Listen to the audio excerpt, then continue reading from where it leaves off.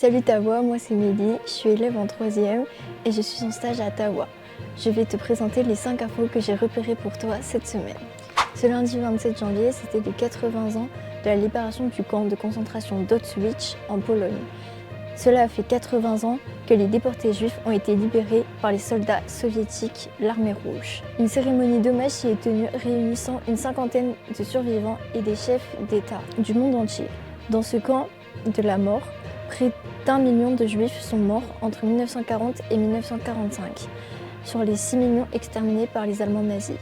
Un accident de car scolaire a eu lieu ce jeudi 30 janvier près de Châteaudun dans l'Eure-et-Loir. Le bilan est provisoire. Pour le moment, une élève de 15 ans est décédée et 31 élèves de collège et lycée sont blessés.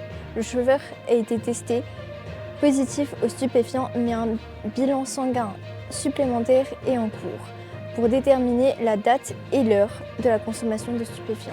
Des canettes en verre du groupe Coca-Cola ont fait l'objet d'un rappel pour des teneurs excessives en chlorate. Le chlorate est un produit souvent utilisé pour traiter l'eau qui peut être toxique pour l'homme à un taux trop élevé.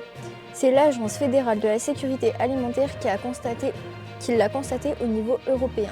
DeepSeek est une nouvelle intelligence artificielle capable de générer du texte et des images. On peut aussi avoir une conversation avec elle comme dans ChatGPT. DeepSeek est une application gratuite, c'est l'application la plus téléchargée en France et aux États-Unis. DeepSeek est développée par une start-up chinoise du même nom. Son objectif, concurrencer les grandes entreprises américaines comme ChatGPT. Les USA l'accusent d'ailleurs de plagiat. Affaire à suivre.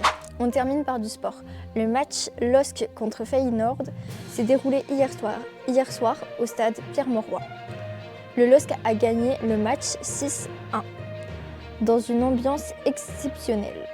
Les Lillois finissent donc 7e dans cette phase du groupe de la Ligue des Champions et se qualifient donc directement pour les 8e de finale de la compétition.